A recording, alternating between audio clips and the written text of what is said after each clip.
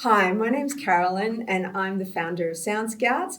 And this is Jett, who's helping me today to demonstrate how to use Sound Scouts to get the best results.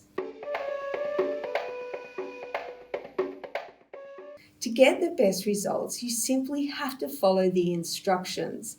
The three key instructions are use good quality headphones, ensure the child is well rested, and test in a quiet space. Now, follow us as we demonstrate how to use the test to get the best results.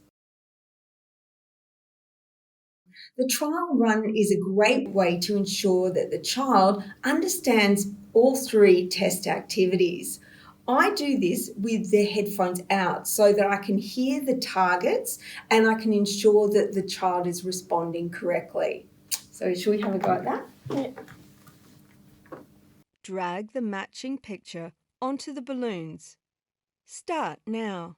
Airplane. Football. And in this case, it's clear very quickly that Jett knows how to respond and he knows how to drag the items across the screen. So once you've established that he knows what to do, you can go to the menu, quit out of that activity, and move on to the next one.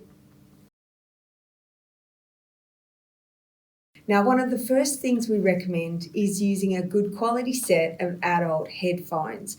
You can use earbuds if you're testing at home. We don't recommend earbuds for school-based testing because of the hygiene issues. We don't recommend children's headphones because the quality is just too variable, and we don't recommend using gaming headphones because the engineered audio can impact the results. We particularly like the Sennheiser HD300s because they're not too expensive and they're comfortable, the headband's adjustable, and there's no volume control on the lead, which is really important when it comes to little children who may inadvertently fiddle with the volume control and adjust the sound, which can impact the results.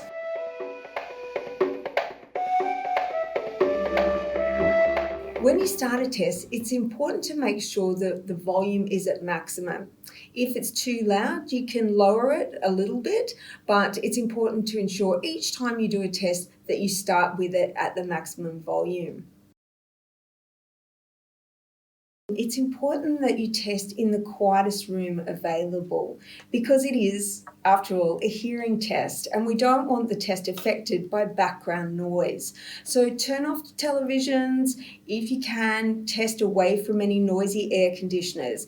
And also make sure that the child is not distracted. So don't test near a window where there's something going on outside. It's important that you do enter the age of the child because the test is age-based. And if you put in the wrong age, the results that you get may not reflect the hearing capabilities of the child. Then there's some terms and conditions that we recommend that you read through. Then enter the player's name. Now this can be a nickname or a real name. It's up to you. Or you can use a code. And then there's several questions that are self-explanatory. Answer those in the best way possible. You can enter an email address. Now, the reason for the email address is that when the test is finished, you'll get a report, and this report will be sent directly to the email that you provide. The other reason for the email is that if we review the results and we see anything that we have concerns about, we'll reach out via that email. It's also important to tell children that when they're testing, the sounds will get quieter and quieter, and that this is normal, and that they just have to keep listening and the volume will go back up. Okay, ready to test?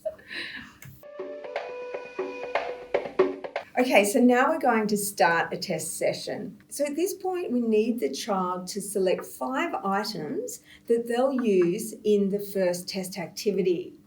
We suggest that the child says each word out loud and that they correctly identify the word by the identification written underneath each of the pictures, because these are the words that will be spoken in the test. If the child cannot correctly identify 5 words, then their English may not be up to the level required to do the Sound Scouts test. And in this case, we'd recommend that they either see a doctor or an audiologist for their hearing test.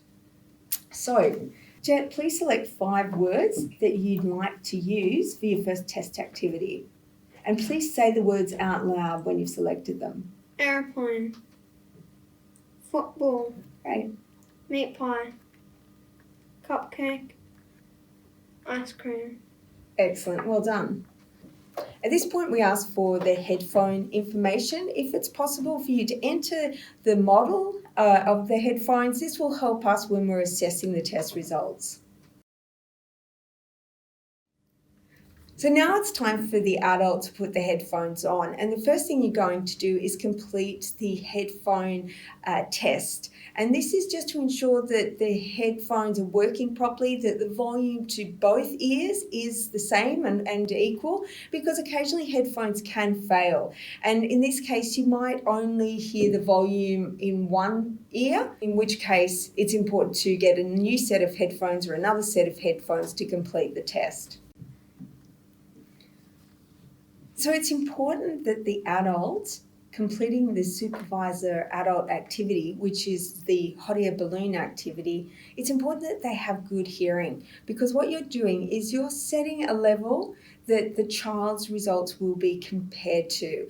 It's not the whole test, it's just one small aspect of the test, but it does help us determine what type of hearing issue the child might have if they fail. So if you have a known hearing loss, we recommend asking another adult with good hearing to complete this activity.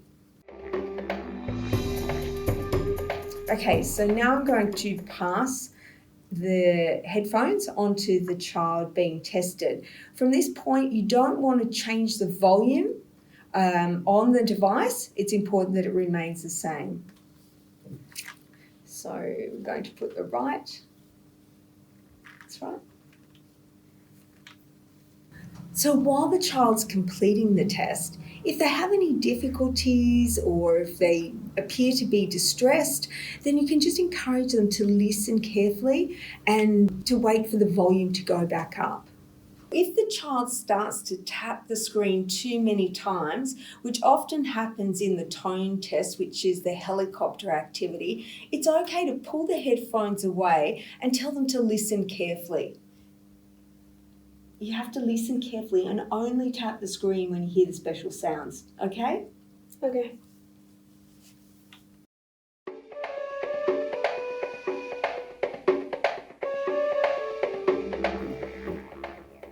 I'm finished. Thank you, excellent.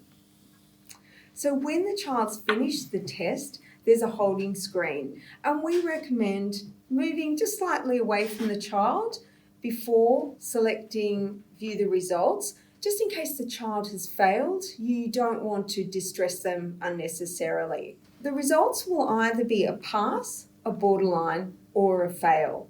If the child passes, there's no need to retest unless you have any concerns. But if they get a borderline or fail result, we recommend retesting them to confirm the results. It's important to read the whole report because there's details that will guide you to the next best step if there is a problem detected. So you may be recommended to see your doctor for middle ear issues, or if the child has indications of a permanent hearing issue, they may be recommended to see an audiologist or Hearing Australia.